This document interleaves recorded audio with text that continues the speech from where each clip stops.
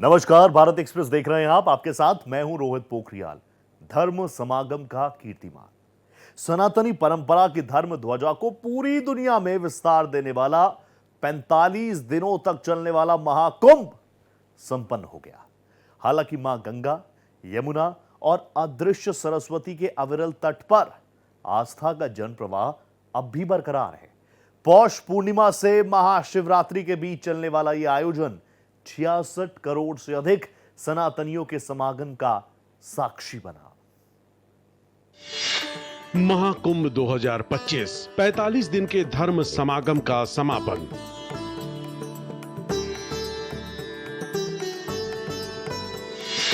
छियासठ करोड़ से ज्यादा का स्नान, श्रद्धालुओं का सैलाब।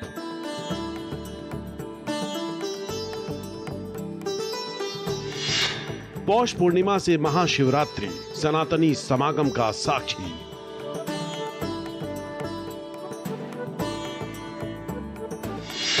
महाशिवरात्रि पर स्नान पूर्ण, 1.5 करोड़ भक्तों का नमन।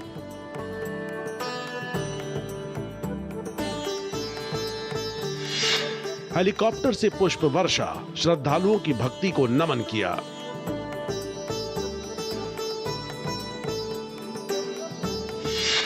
सामाजिक समरसता का केंद्र, देश दुनिया से पर्यटक शामिल।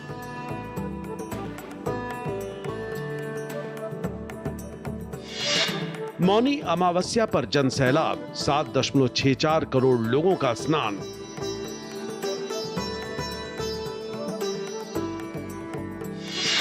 छिहत्तर देशों का प्रतिनिधिमंडल संगम में स्नान कर हुआ पावन।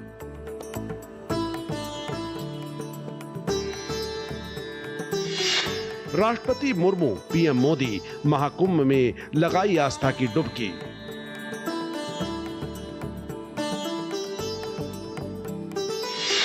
बनाया गया 76वां अस्थायी जिला, लाखों कर्मचारियों का जमावड़ा।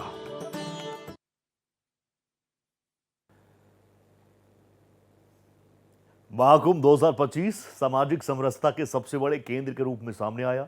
संत, तपस्वी और मानव रूप में अनेक पुण्य आत्माओं ने संगम में श्रद्धा की डुबकी लगाई, तो वहीं लाखों दुराचारियों ने भी उसी त्रिवेणी में इस संकल्प और उम्मीद के साथ स्नान किया कि पापों की पीड़ा से उन्हें मुक्ति मिल जाए।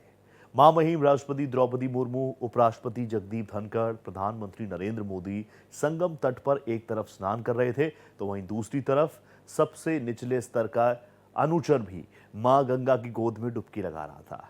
विश्व के धनाढ्यों में शामिल मुकेश अंबानी, गौतम अडानी के साथ साथ सबसे निचले तबकों के लाखों लोग भी एक समान आस्था और संकल्प के साथ संगम तट पहुंचे। 45 दिन तक चले महाकुंभ का महाशिवरात्रि के महापर्व के साथ समापन हो गया। हालांकि मेले में श्रद्धालुओं की भीड़ बनी हुई है, वे संगम स्नान के लिए पहुंच रहे हैं। मेले में दुकानें भी लगी हुई हैं। सीएम योगी आदित्यनाथ, दोनों डिप्टी सीएम ब्रजेश पाठक और केशव प्रसाद मौर्य, रेल मंत्री अश्विनी वैष्णव संगम पहुंचे। योगी और दोनों डिप्टी सीएम ने अरेल घाट पर झाड़ू लगाई। सभी ने गंगा से कूड़ा कचरा निकाला, गंगा की पूजा की। सीएम योगी ने गंगा पंडाल में पुलिस कर्मियों, सफाई कर्मियों और नाविकों को सम्मानित भी किया। प्रयागराज पहुंचे सीएम योगी आदित्यनाथ ने बड़ा ऐलान किया है।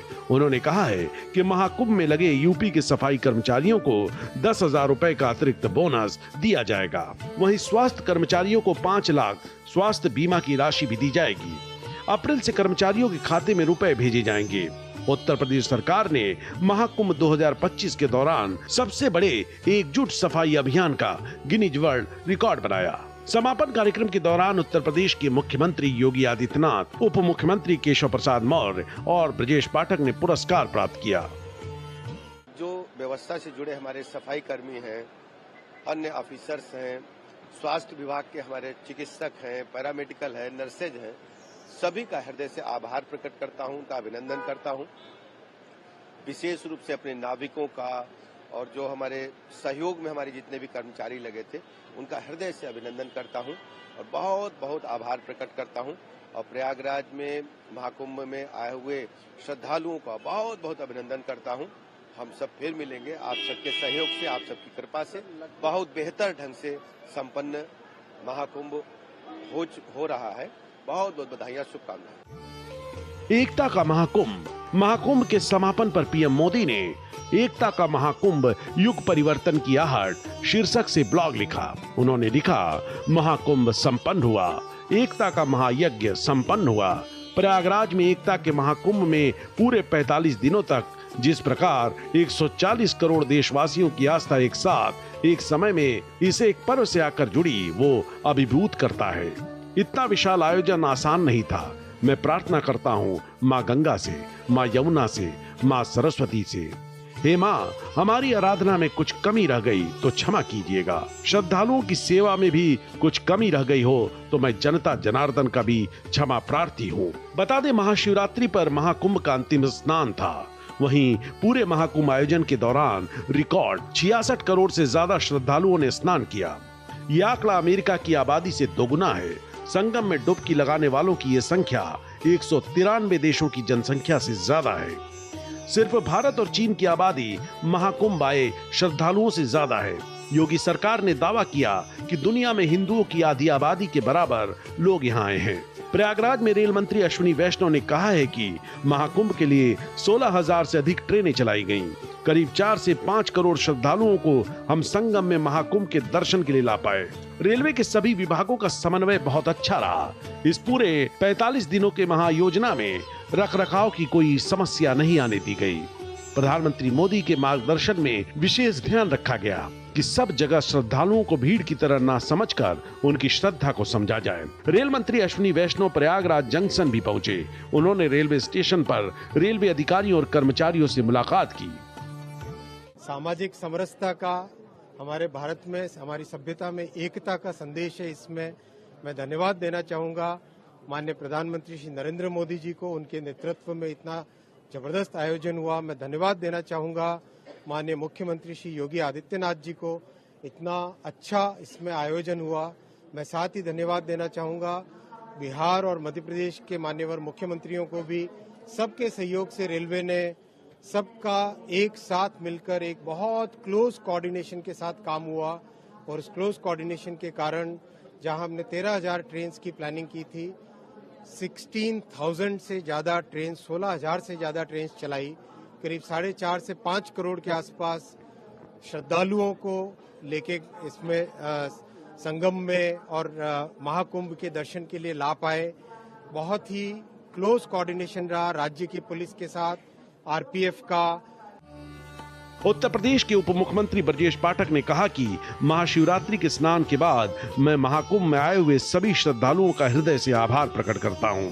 व्यवस्था से जुड़े हमारे सफाई कर्मी, अन्य अधिकारी, स्वास्थ्य विभाग के चिकित्सक, नर्स और सभी का आभार प्रकट करता हूं। आप सभी के सहयोग और कृपा से बहुत ही सफल तरीके से महाकुंभ का आयोजन हुआ। इतनी बड़ी संख्या विश्व में कभी भी एक स्थान पर एकत्रित नहीं हुई। प्रधानमंत्री नरेंद्र मोदी का भी हृदय से आभार प्रकट करता हूं। बता दें कि महाकुंभ के अंतिम स्नान पर महाशिवरात्रि पर भारतीय वायुसेना के लड़ाकू विमानों ने पूरे आयोजन को महान सलामी दी है। वायुसेना के विमानों की तेज गर्जना सुन श्रद्धालुओं ने आसमान की ओर देख गर्व और उत्साह से तालियां बजानी शुरू कर दी। इस दौरान लोग जय श्री राम, हर हर गंगे, हर हर महादेव के साथ मोदी योगी के भी जयकारे लगाने लगे। कुंभ को आदरणीय प्रधानमंत्री जी की मंशा के अनुरूप एक वैश्विक घटना के रूप में परिवर्तित करने के लिए मैं इस पूरे अभियान के साथ जुड़े हुए सभी स्वच्छता कर्मियों को, स्वास्थ्य कर्मियों को, परिवहन विभाग के साथ साथ सुरक्षा और जल प्रवाह को निरंतर बनाए रखने के साथ साथ नागरिकों का भी मैं हृदय से अभिनंदन करता हूं, स्वागत करता हूं।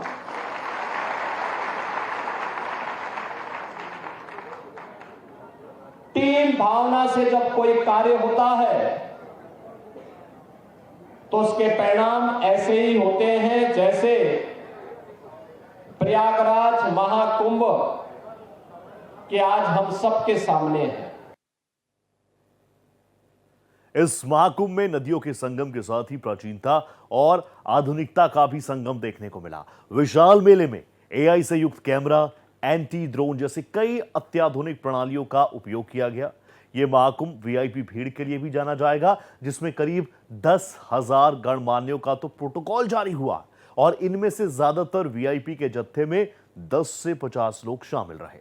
महाकुंभ 2025 के सफल आयोजन के लिए एक नया जिला महाकुंभ नगर अधिसूचित किया गया और मेला संचालन के लिए जिला मजिस्ट्रेट और वरिष्ठ पुलिस अधीक्षक समेत पुलिस और प्रशासन की भी खास नियुक्तियां की गई। महाकुंभ मेले में राष्ट्रपति द्रौपदी मुर्मू और प्रधानमंत्री नरेंद्र मोदी से लेकर कई राज्यों के मुख्यमंत्रियों, फिल्मी सितारों और खेल जगत, उद्योग जगत की हस्तियों तक ने संगम में डुबकी लगाई और प्रदेश सरकार द्वारा की गई व्यवस्थाओं की सराहना की।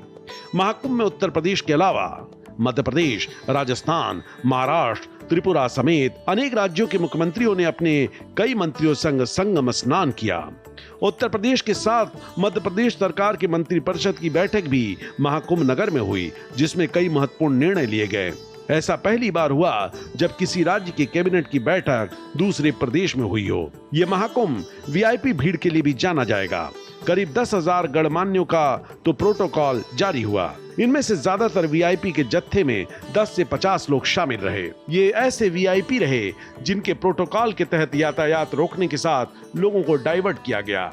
इनके अलावा हजारों ऐसे वीआईपी भी आए जिन्हें प्रोटोकॉल तो नहीं मिला, लेकिन उनके रिश्तेदार या परिचित किसी ऊंचे ओहदे या पुलिस विभाग में कार्यरत हैं। महाकुंभ में आने वाले अति विशिष्ट लोगों में भूटान नरेश, जिम्मी खेसर, नामग्याल वांगचुक, उद्योगपति मुकेश अंबानी और गौतम अडानी, एप्पल के संस्थापक स्टीव जॉब्स की पत्नी लॉरेन पॉवेल, ब्रिटेन के रॉक बैंड कोल्डप्ले के क्रिस मार्टिन प्रमुख रूप से शामिल थे। सोशल मीडिया के चर्चित चेहरों में हर्षा रिछारिया, माला बेचने वाली युवती मोनालिसा भोसले और आईआईटी बाबा के नाम से प्रसिद्ध अभय सिंह ने भी इस मेले में सुर्खियां बटोरी।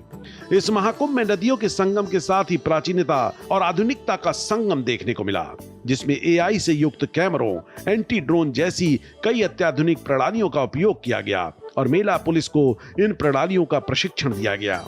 हालांकि ये मेला कई विवादों को लेकर भी चर्चा में रहा, जैसे फिल्म अभिनेत्री ममता कुलकर्णी का महामंडलेश्वर बनना और उनको लेकर विवाद खड़ा होना। इसके अलावा गंगा जल की शुद्धता को लेकर राष्ट्रीय प्रदूषण नियंत्रण बोर्ड की रिपोर्ट और फिर उस पर सरकार के हवाले से कई वैज्ञानिकों द्वारा गंगा जल की शुद्धता की पुष्टि करना भी चर्चा में रहा। हिंदुओं की मान्यता है कि ग्रह नक्षत्रों के विशेष संयोग से कुंभ और महाकुंभ में गंगा और संगम में स्नान करने से मोक्ष की प्राप्ति होती है। परमार्थ निकेतन आश्रम ऋषिकेश के प्रमुख चिदानंद सरस्वती के अनुसार गुरुवार को ब्रह्म मुहूर्त शुरू होने के साथ मेला समाप्त हुआ। इस मेले के लिए एक नया जिला महाकुंभ नगर अधिसूचित किया गया और मेला संचालन के लिए जिला मजिस्ट्रेट और वरिष्ठ पुलिस अधीक्षक समेत पुलिस और प्रशासन की नियुक्ति की गई। महाकुंभ मेले में सभी 13 अखाड़ों ने 3 प्रमुख पर्वों मकर संक्रांति, मौनी अमावस्या और बसंत पंचमी पर अमृत स्नान किया। हालांकि मौनी अमावस्या पर भगदड़ की घटना के बाद अखाड़ों का अमृत स्नान अधर में लटक गया था, लेकिन अंततः अखाड़ों के साधु संतों ने अमृत स्नान किया और बसंत पंचमी स्नान के साथ वे मेला से विदा हो गए। मौनी अमावस्या को हुए हादसे को लेकर नेताओं ने सरकार पर निशाना साधना शुरू किया, जिसमें पश्चिम बंगाल की मुख्यमंत्री ममता बनर्जी ने महाकुंभ को मृत्यु कुंभ करार दिया। हालांकि सत्तारूढ़ भारतीय जनता पार्टी ने इसका तगड़ा जवाब दिया। वहीं समाजवादी पार्टी और कांग्रेस ने प्रदेश सरकार पर भगदड़ में मृतकों की संख्या छिपाने का आरोप लगाया।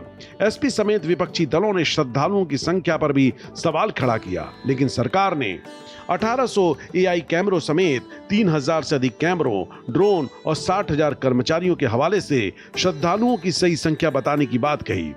प्रशासन के मुताबिक श्रद्धालुओं की संख्या का मिलान करने के लिए एआई कैमरों के साथ ही रोडवेज, रेलवे और हवाई अड्डे के अधिकारियों के साथ निरंतर संपर्क बनाए रखा गया। 66 करोड़ 30 लाख श्रद्धालु किसी आयोजन का हिस्सा बने, कोई अपहरण की घटना नहीं, कोई लूट की घटना नहीं, कोई छेड़छाड़ की घटना नहीं, कोई दुष्कर्म की घटना नहीं, कोई भी ऐसी घटना नहीं जिस घटना के बारे में कोई ये कह सके विरोधी को भी ढूंढे दूरबीन लगा करके भी और माइक्रोस्कोप लगा करके भी वे इस प्रकार की घटनाओं को उजागर नहीं कर पा रहे। इस पूरे महाआयोजन 45 दिनों में कोई एसेट कभी कोई एक भी लोग को फेल नहीं हुआ, कहीं कोई एक भी दिक्कत नहीं आने दी। इस तरह की मेंटेनेंस की बहुत ध्यान रखा गया और विशेष ध्यान रखा गया कि सब जगह श्रद्धालुओं को प्रधानमंत्री श्री नरेंद्र मोदी जी ने हमेशा हमको ये मार्गदर्शन दिया कि इसको आप क्राउड की तरह न समझें, श्रद्धालुओं की श्रद्धा को समझें और श्रद्धालुओं की श्रद्धा और भक्ति में कैसे हम बढ़ा सकें, उनको कैसे सहयोग कर सकें, उस भावना के साथ काम करें। कई अच्छे इनोवेशंस हुए, जैसे खुसरो बाग का जो होल्डिंग एरिया बना, बहुत बड़ा इनोवेशन था। उसके कारण सर्ज क्राउड जब आया तो उसको मेंटेन करना आसान रहा। जिस तरह के होल्डिंग एरियाज बने, चाहे झूसी में हो, चाहे नैनी में हो, चाहे चौकी में हो, चाहे प्रयागराज जंक्शन में हो, चाहे प्रयाग स्टेशन में हो, उन सब के कारण, होल्डिंग एरियाज के कारण बहुत बेनिफिट मिला। आपस में विभिन्न सरकारों का और रेलवे का जो कोऑर्डिनेशन रहा, उसका भी बहुत लाभ मिला। महाकुंभ मेले में अग्निशमन विभाग ने आग की घटनाओं को रोकने में अहम भूमिका निभाई और आग लगने की सूचना मिलते ही तत्काल कार्रवाई किए जाने से जनहानि की एक भी सूचना नहीं आई। इसके अलावा श्रद्धालुओं की सुरक्षा के लिए 37,000 पुलिसकर्मी, 14,000 होमगार्ड के जवान तैनात रहे। इसके अलावा 3 जल पुलिस थाने, 18 जल पुलिस कंट्रोल रूम और 50 वॉच टावर स्थापित किए गए थे। बता दें, महाकुंभ क्षेत्र 4000 हेक्टेयर में था। ये दुनिया के सबसे बड़े स्टेडियम का 160 गुना बड़ा था। महाकुंभ मेला क्षेत्र में रिकॉर्ड 25 सेक्टर बनाए गए थे। 13 किलोमीटर के दायरे पर 42 घाट बनाए गए। 42 घाटों में 10 पक्के घाट भी थे। गंगा यमुना को पार करने के लिए 30 पांटून पुल भी तैयार किए गए और मेला क्षेत्र में सुरक्षा व्यवस्था बनाए रखने के लिए 56 थाने और 144 चौकियां बनाई गईं। 2 साइबर थाने अलग से बनाए गए और मेला क्षेत्र में 50,000 सुरक्षा कर्मियों को तैनात किया गया था। महाकुंभ के आयोजन को लेकर प्रदेश सरकार शुरू से ही गंभीर रही और मुख्यमंत्री योगी आदित्यनाथ ने 45 दिनों में 10 बार महाकुंभ नगर आकर व्यवस्थाओं का जायजा लिया। इसके अलावा उन्होंने लखनऊ और गोरखपुर में नियंत्रण कक्ष से मेले पर पैनी नजर रखी। महाकुंभ अपनी स्वच्छता को लेकर भी चर्चा में रहा, जिसमें स्वच्छता कर्मियों की अहम भूमिका रही। पूरे मेले में 15,000 स्वच्छता कर्मी 24 घंटे ड्यूटी पर तैनात रहे। कई पालियों में उन्होंने साफ सफाई की जिम्मेदारी बखूबी निभाई और मेले में शौचालयों और घाटों को पूरी तरह से साफ रखा। सभी ने उनके कार्यों की सराहना की। तप और त्याग के आयोजन महाकुंभ का आर्थिक लिहाज से भी बड़ा महत्व रहा। 5 लाख से ज्यादा लोगों को प्रत्यक्ष और परोक्ष रूप से रोजगार मिला। सरकारी दावों के अनुसार प्रदेश की अर्थव्यवस्था में करीब 3.5 लाख करोड़ का इजाफा हुआ। अकेले प्रयागराज एवं महाकुंभ नगर में ही 54,000 करोड़ रुपए का व्यापार हुआ। महाकुंभ आयोजन के आखिरी दिनों में 3 विश्व रिकॉर्ड बने। इसमें 300 सफाई कर्मियों ने नदी स्वच्छता और 15,000 से अधिक कर्मचारियों ने स्वच्छता के 2 अलग अलग रिकॉर्ड बनाए। इसी के साथ 10,000 से अधिक लोगों ने 8 घंटे में हाथ का छापा लगाकर नया विश्व कीर्तिमान बनाया। वहीं महाशिवरात्रि के अगले दिन करीब 700 शटल बसों के संचालन का विश्व कीर्तिमान बनाया। नए भारत का नया उत्तर प्रदेश आस्था और आर्थिकी का एक नया आधार देकर के प्रयागराज मेला प्राधिकरण, प्रशासनिक अधिकारियों, पुलिस अधिकारियों ने साबित कर दिया कि थोड़ा भी राजनीतिक इच्छा शक्ति हो और उनको सही सपोर्ट हो तो परिणाम कुछ भी लाया जा सकता है। और वो परिणाम आज इस रूप में हम सबके सामने आया है। इसके लिए मैं प्रयागराज मेला प्राधिकरण के अपने अधिकारियों को, प्रशासनिक अधिकारियों को, पुलिस के अधिकारियों को और विभिन्न विभागों के सभी अधिकारियों को भी हृदय से मैं उनका धन्यवाद करता हूं, अभिनंदन करता हूं। कुंभ का समापन हो चुका है और देश भर में इसकी चर्चा हो रही है। कैसे ये विशाल भव्य आयोजन संभव हो पाया? दूर दराज देश विदेश से लोग महाकुंभ में त्रिवेणी संगम पर स्नान, दान, पूजा पाठ करने एक साथ आते हैं तो सब में एक नई बौद्धिक ऊर्जा का संचार भी होता है।